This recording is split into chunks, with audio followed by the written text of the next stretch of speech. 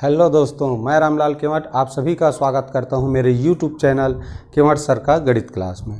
आइए आज के इस वीडियो में हम इस 7 तरह के प्रश्न को, छोटे छोटे 7 प्रश्न हैं जो जिससे संबंधित नवोदय विद्यालय प्रवेश परीक्षा में प्रश्न आते हैं। तो ये बहुत ही भले छोटे प्रश्न है लेकिन बहुत ही इम्पोर्टेंट और महत्वपूर्ण प्रश्न है।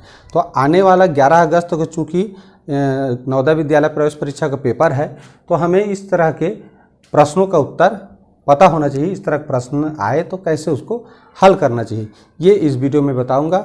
आप लोग वीडियो को लाइक, शेयर और कमेंट करना मत भूलिए, और अगर चैनल में नए हैं तो सब्सक्राइब भी जरूर कर लीजिए। तो चलिए पहले लाइक कीजिए, उसके बाद वीडियो शुरू करते हैं। चलिए देखें, सबसे पहले प्रश्न पहला, प्रथम 25 अभाज्य संख्याओं के गुणनफल के इकाई में कौन सा अंक होगा। तो एक चीज बता दूं, ये अभाज्य संख्या क्या है, 2, 3, 5, 7, 11, ये सब क्या है, अभाज्य संख्या है। तो ये कोई भी 3 से बता दूं, यहाँ देखिए 1, 2, 3, अगर 3 अभाज्य संख्या से अधिक जितना भी अभाज्य संख्या हो और उनका गुणा किया जाए तो याद रखो हमेशा इकाई में क्या आएगा, शून्य ही आएगा।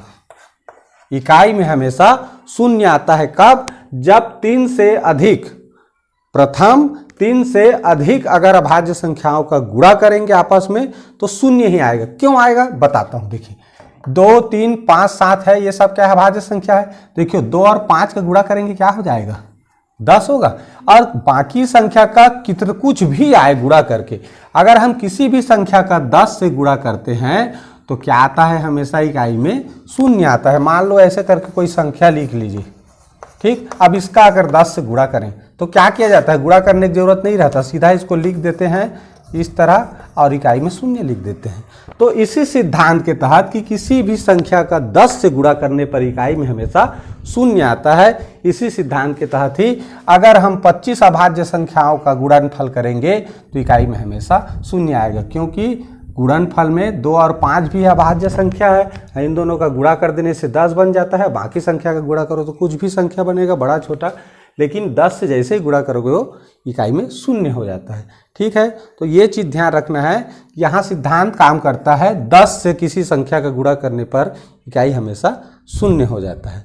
ठीक, तो इस चीज़ का याद रखना है। यहाँ 25 की जगह में कुछ भी पूछा जा सकता है, 10, 20, 15, जितना भी अभाज्य संख्याओं का गुणनफल पूछे इकाई में हमेशा ही शून्य आता है, ये याद रखें। आइए दूसरा प्रश्न देखें। प्रश्न 2 देखिए, 6 के प्रथम 7 गुणजों का योगफल क्या होगा। तो देखिए किसी भी संख्या के प्रथम 7, 8 जितना भी गुणजों का योगफल ज्ञात करना है तो किस नियम से ज्ञात करते हैं।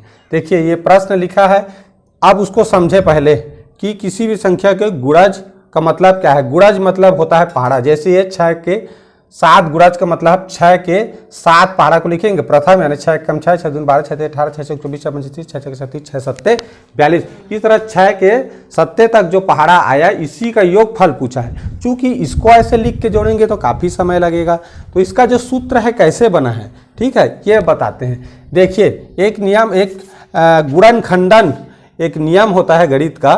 जैसे मान लीजिए इस तरह लिखा है 4 और 12, तो गुणनखंडन जब किया जाता है तो दोनों संख्याओं के महत्तम समापवर्तक को गुणक के रूप में लिखा जाता है। तो दोनों 4 और 12 का महत्तम समापवर्तक क्या हुआ, 4 हुआ। अब बचा क्या, अब देखो इसमें से उभयनिष्ठ निकाल लिए तो 4 का भाग देंगे तो 1 बचेगा, इसको 4 से भाग देंगे तो 3 बचेगा। तो इस तरह देखिए दो संख्याओं के महत्तम समापवर्तक के साथ जब गुणक के रूप में लिखा जाता है यही कहलाता है गुणनखंडन। तो यहाँ पर भी वही करना है। ये सभी पदों का महत्तम समापवर्तक क्या होगा, सबसे छोटा संख्या 6, क्योंकि सभी 6 के गुणक है तो 6 महत्तम समापवर्तक बाहर निकाल देते हैं। और सबको अगर 6 से भाग करेंगे तो ये 1 आएगा, इसकी जगह हम 2, 6 3 18, 6 4 24, इस तरह 7 तक गया। अब देखिए ये क्या हो गया, प्रथम 7 प्राकृत संख्या हो गया। 1 से लेकर 7 तक लिखा है तो प्रथम 7 प्राकृत संख्या को जोड़ेंगे तो जोड़ने का नियम बताए हैं। प्रथम 7 है तो 7 के साथ एक अधिक के साथ गुणा करके 2 का भाग कर देते हैं प्रथम प्राकृतिक संख्या के योग के सूत्र के आधार पे। ठीक, तो ये कटा दिए, 2 1 कम 2 चौक कितना हुआ, 7 चौक 28। अब इस 6 का 28 से गुणा कर देंगे, कितना मिले 168। ये हो जाएगा 6 के प्रथम 7 गुणजों का योगफल। तो ये मैं इसलिए बताया कि ये सूत्र की व्युत्पत्ति कैसे हुआ है। मान लीजिए मैं ये बता देता सीधा कि 6 गुणित कोष्टक में कर दो, 6 कोष्टक में करना था, 7 को गुणज का करना है तो 7 गुणित 8/2 कर दो, तो एक सूत्र हो जाता। तो सूत्र को, ये सूत्र कैसे में बना है, ये जो सूत्र है ये कैसे में बना है, ये समझाने के लिए यहाँ पर ये गुणनखंडन एक नियम बताया जो कक्षा 8वीं में हम लोग पढ़ते हैं। उस विधि से सूत्र बना है। कामान्य उभयनिष्ठ निकालते हैं महत्तम समापवर्तक को, उसके बाद फिर इसको, ये चूंकि प्राकृतिक संख्याओं का योग वाला स्थिति में आ गया तो वहाँ से इसको प्राकृतिक संख्याओं के योग का सूत्र लगा दिए, जो उत्तर मिला उसके साथ 6 का गुणा कीजिए, जिसके भी गुणजों का योग जानना है। ठीक है, इस तरह हम इसको आराम से किसी भी संख्या के प्रथम 7 8 जितना भी गुणज पूछे निकाल सकते हैं। चलिए नेक्स्ट, आइए तीसरा प्रश्न देखते हैं। ठीक है, तीसरा प्रश्न क्या लिखा है देखिए, प्राकृत संख्या 1 की विशेषताएं।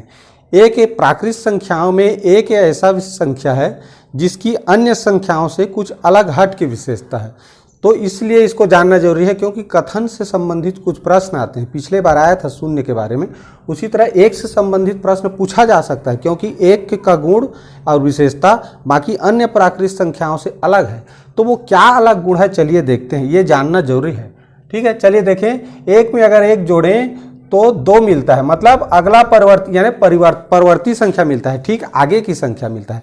आप अन्य संख्या में उसी संख्या को जोड़ेंगे तो कभी भी परवर्ती संख्या नहीं मिलता। जैसे 2 में 2 जोड़ेंगे तो 4 मिलता है, 4 2 का गुणज है, परवर्ती संख्या नहीं है। इसीलिए 1 का विशेषता है, 1 अलग है बाकी प्राकृतिक संख्याओं से।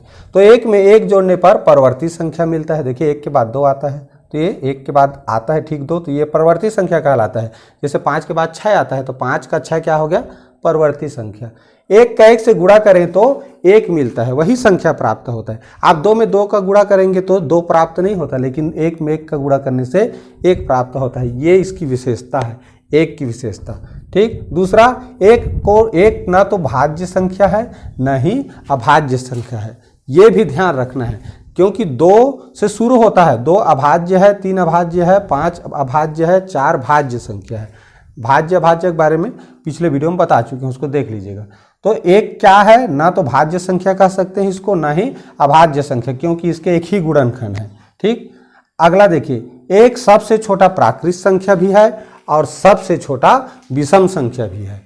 ठीक है, तो 1 के बाद और क्या विशेषता है कि सबसे छोटा प्राकृत संख्या पूछे तो भी 1 है, सबसे छोटा विषम संख्या पूछे तो भी 1 ही कहेंगे। दूसरा देखिए, किसी भी संख्या के साथ 1 का गुणा करने पर वही संख्या प्राप्त होता है। जैसे 35 के साथ 1 का गुणा करेंगे तो यही 35 ही प्राप्त होगा। 100 के साथ 100 का 1 का गुणा करेंगे तो 100 ही प्राप्त होगा। कहने का अर्थ क्या हुआ, किसी भी संख्या के साथ 1 का गुणा करो, वो जिस संख्या का गुणा करोगे वही प्राप्त होता है। ये प्राकृतिक संख्या 1 की विशेषता है। अगला देखें, किसी भी संख्या को 1 से भाग करने पर वही संख्या प्राप्त होता है। जैसे देखिए 52 को 1 से भाग करेंगे तो 52 ही मिलेगा। कोई भी संख्या को भाग करो, 5636 भाग 1 तो 5636 ही मिलेगा। ठीक है, तो ये बाकी संख्या के साथ गुण मैच नहीं करता, केवल 1 के साथ ही ये विशेषता है, प्राकृतिक संख्या 1 की विशेषता है। तो इन विशेषताओं को ध्यान रखना है ताकि कथन से संबंधित क्वेश्चन आ जाए तो ये याद रहेगा, समझे रहोगे तो बना सकते हो। और अगला देखो, 1 की विशेषता, किसी भी संख्या में 1 जोड़ने पर परवर्ती संख्या, जैसे 15 में 1 जोड़े तो 16, तो 15 का परवर्ती संख्या क्या है, 16, तथा 1 घटाने पर पूर्ववर्ती संख्या, जैसे 50 में 1 घटाए तो 49, तो 49 क्या है, 50 के ठीक पहले की संख्या है। तो परवर्ती संख्या प्राप्त करने के लिए 1 जोड़ा जाता है, अब पूर्ववर्ती संख्या प्राप्त करने के लिए 1 घटाया जाता है। तो ये है हमारे 1 से संबंधित जो प्राकृतिक संख्या 1 है इसकी संपूर्ण विशेषता। इन चीज़ों को सभी बच्चों को इन चीज़ों को ध्यान में रखना है, इनको याद करना है। ठीक है, चलिए प्रश्न चौथा देखते हैं, शून्य की विशेषताएं। जल्दी जल्दी देखते हैं। शून्य की कुछ विशेषताएं हैं, ये भी कथन से संबंधित प्रश्न आते हैं जो पिछले 2019 में आया था। पहला देखें, शून्य न तो सम संख्या है न ही विषम संख्या है। क्यों नहीं है, क्योंकि शून्य प्राकृत संख्या नहीं है। अब प्राकृत संख्या में से ही सम संख्या विषम संख्या छांटा जाता है, ठीक है। तो शून्य पूर्ण संख्या है, प्राकृत संख्या नहीं है, इसलिए सीधा कह सकते हैं कि शून्य ना तो सम संख्या है ना ही विषम संख्या। दूसरा देखें, सबसे छोटा पूर्ण संख्या है। पूर्ण संख्या की शुरुआत कहाँ से होता है? शून्य, 1 2 3 ऐसे। तो सबसे शुरू में कौन आया? शून्य। तो शून्य सबसे छोटा पूर्ण संख्या है, जबकि सबसे छोटा प्राकृत संख्या 1 होता है, ठीक। तो सबसे छोटा पूर्ण संख्या है शून्य। तीसरा, किसी संख्या में शून्य जोड़ने पर 4 प्रकार की संक्रियाएं होती हैं, धन, ऋण, गुणा, भाग, ठीक है। तो ये चारों संक्रिया पर क्या असर होता है शून्य का, ये देखिए। तो किसी भी संख्या में शून्य को अगर जोड़ा जाए तो वही संख्या प्राप्त होता है। जैसे 25 में अगर शून्य जोड़े तो 25, 100 में शून्य जोड़े तो 100 ही प्राप्त होगा। तो कोई भी संख्या हो, शून्य जोड़ने पर वही संख्या प्राप्त होता है। अगला गुण देखें, किसी संख्या में से शून्य घटाने पर हमेशा वही संख्या प्राप्त होता है। जैसे 35 में से अगर शून्य घटाएं तो 35 ही मिलेगा, 1000 में से शून्य घटाएंगे तो भी 1000 ही मिलेगा, तो वही संख्या प्राप्त होता है। अगला देखें, किसी संख्या को शून्य से गुणा करने पर गुणनफल हमेशा शून्य प्राप्त होता है। जैसे 37 से 0 का गुणा करें, शून्य का गुणा करें तो शून्य ही प्राप्त होगा। कोई भी संख्या हो, 1 लाख का गुणा शून्य से करोगे तो भी शून्य प्राप्त होगा, ठीक। तो ये शून्य की विशेषता। अगला, किसी संख्या को शून्य से अगर भाग दें, ठीक है, देखिए जोड़, घटाव, गुणा, भाग, चारों विशेषता को ध्यान रखना। किसी भी संख्या को शून्य से भाग देने पर भागफल हमेशा अनंत प्राप्त होता है। कहने का मतलब क्या है कि कभी भी जिस संख्या को शून्य से भाग दे रहे हैं, ठीक है, भाग दे शून्य से, तो ये अनंत मिलेगा। ये कभी भी 25 विभाज्य नहीं होगा, यानी कि अर्थात संख्या अविभाज्य होता है। शून्य से किसी भी संख्या को भाग देंगे तो भाग नहीं जाता। तो ये हो गया हमारी शून्य की विशेषता। चलिए देखते हैं प्रश्न 5, सहभाज्य संख्या क्या है। तो सहभाज्य संख्या किसे कहते हैं? देखिए, जिन संख्याओं का महत्तम समापवर्तक 1 हो उसे सहभाज्य संख्या कहते हैं। वह क्या कहलाते हैं? सहभाज्य संख्याएं कहलाती है, जिनका महत्तम समापवर्तक 1 हो। यहाँ पर देखिए 4 और 11, तो इनका महत्तम समापवर्तक कितना होता है? इनका महत्तम समापवर्तक 1 होता है, इसलिए ये दोनों संख्याएं आपस में क्या कहलाएंगी? सहअभाज्य संख्याएं। देखिए यहाँ एक कंफ्यूजन होता है, हम अभाज्य संख्या पढ़े रहते हैं और अभाज्य संख्या शब्द है, जबकि यहाँ तो भाज्य संख्या है। तो ये सहअभाज्य कैसे होगा, ऐसे लगता है। लेकिन यहाँ ये देखना है हमको कि दोनों संख्याओं का अगर महत्तम समापवर्तक 1 है, यही इसका परिभाषा है।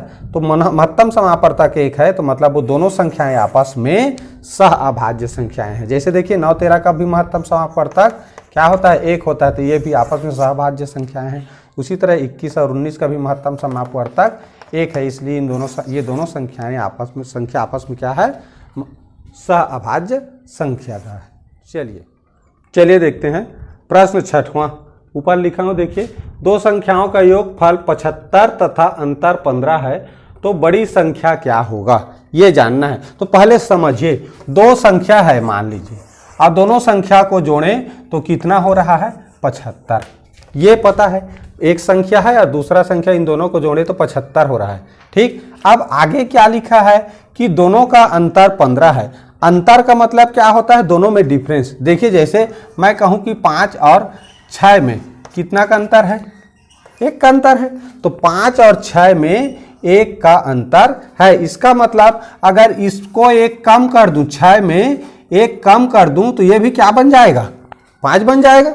अगर 6 में 1 कम कर दूं तो ये भी इसी के बराबर हो जाएगा। तो जितना बचेगा, ठीक है, 1 कम कर देते हैं, इसमें जितना भी है हम 1 कम कर देंगे, यानी जितना अंतर है, जैसे इसमें अंतर कितना है? 15 है, तो 15 को हटा देंगे तो दोनों जो संख्या है वो बराबर हो जाएगा। जैसे यहाँ देखिए 5 और 6 में कितना अंतर, ये 2 संख्या मान लें, दोनों का अंतर 1 है। तो अगर इसमें से 1 को कम कर दें तो दोनों संख्या क्या हो गया? बराबर हो गया। तो अगर इसको जानना है तो इसको 2 बराबर भाग में बांट देंगे, 2 बराबर भाग में बांटेंगे, यानी कि जो भी है उसको अगर 2 बराबर भाग में करेंगे तो क्या पता चल गया? देखो एक संख्या पता चल गया। ठीक इसी तरह ये भी है, ठीक है। करना क्या है? देखिए हमें सबसे पहले क्या है, योग में से ये 15 को हटा दो, ये अंतर की राशि को हमेशा हटा दो, तो क्या बचेगा? 60 बचेगा। अब 60 चूंकि दोनों संख्या है, अब दोनों बराबर बराबर हो गया, अंतर हटा देने से दोनों संख्या क्या हो गया? बराबर हो गया तो एक संख्या जानना है तो 2 से भाग दे दो, क्या होगा 2 तिया 2 शून्य 60, कितना मिला 30 मिला। 60 को 2 से भाग करेंगे 30 मिलेगा। इसका मतलब एक संख्या 30 है, जो छोटा संख्या है वो 30 है। अब तो बड़ा संख्या क्या है, प्रश्न में क्या पूछा है, बड़ी संख्या। तो भाई बड़ी संख्या क्या लिखा है, 15 अधिक है, तो ये क्या होगा 45 होगा। 30 में 15 जोड़ना पड़ेगा, तो इस तरह 45। ठीक, यहां समझना क्या है, ध्यान दो अच्छे से। कभी भी दो संख्याओं का योगफल दिया हो, अंतर दिया हो, तो अंतर को हम इसलिए हटाते हैं क्योंकि अंतर को योगफल में से घटा देने से जो बचता है वो दोनों संख्या बराबर बराबर भाग में बांटते बन जाता है। अब 2 का भाग करने पर जो संख्या प्राप्त होता है वो छोटा संख्या होता है। अब बड़ा संख्या अगर पूछा है तो अंतर की राशि को उसमें जोड़ दो। ठीक है, अंतर को जोड़ दो, बड़ा संख्या मिल जाएगा। अगर छोटा संख्या पूछा है तो भाग करने पर जो उत्तर आएगा वही संख्या होता है। चलिए लास्ट प्रश्न है इस वीडियो का, प्रश्न 7वां देखें। रोमन पद्धति में 450 को कैसे लिखा जाता है। तो मैं केवल 450 को कैसे लिखा जाता है ये नहीं बताऊंगा, पूरा सिद्धांत बताऊंगा। इसके आधार पे आप कोई भी संख्या को रोमन पद्धति में बदल सकते हैं, रोमन पद्धति के आधार पर रोमन संख्या के रूप में बदल सकते हैं। देखिए पहले संकेतों को समझ लें। आई बराबर होता है 1, 5 भी बराबर होता है 5, एक्स बराबर होता है 10, एल बराबर 50, सी बराबर 100, डी बराबर 500, एम बराबर 1000। तो ये इतना संख्याओं का तो ज़्यादातर यूज करते ही हैं हम, आई भी एक्स। अब देखिए एलसीडी में इसको याद रख लो, एलसीडी एम या एलसीडी में ऐसे करके याद रखना। एल का 50 होता है, सी का 100, डी का 500 और एम का 1000। ये किस रूप में आगे बढ़ा है इसको भी समझ लो। पहले देखो 1 का 5 गुना हुआ, फिर 5 में 5 जुड़ा तो 10 हुआ, फिर 10 का 5 गुना 50, 50 में 50 जुड़ा 100, 100 का 5 गुना 500, 500 में 500 जुड़ा 1000। तो एक अल्टरनेट नियम के अनुसार ये बढ़ा हुआ है। तो इस तरह संकेत को याद रखना है आप लोगों को। इसका क्या होता है, दूसरा नियम याद रखना है, कभी भी, ठीक है, कभी भी एक संकेत के बगल में कोई छोटा संकेत आए जिसका मान कम होता है इस तरफ, तो वो इसमें कम करके लिखा। जैसे भी का 5 होता है, अब आई का मान भी से कम होता है, तो अगर बड़ा वाला संख्या वाला मान संकेत इधर है और छोटा वाला इधर, तो ये कम करता है उसमें।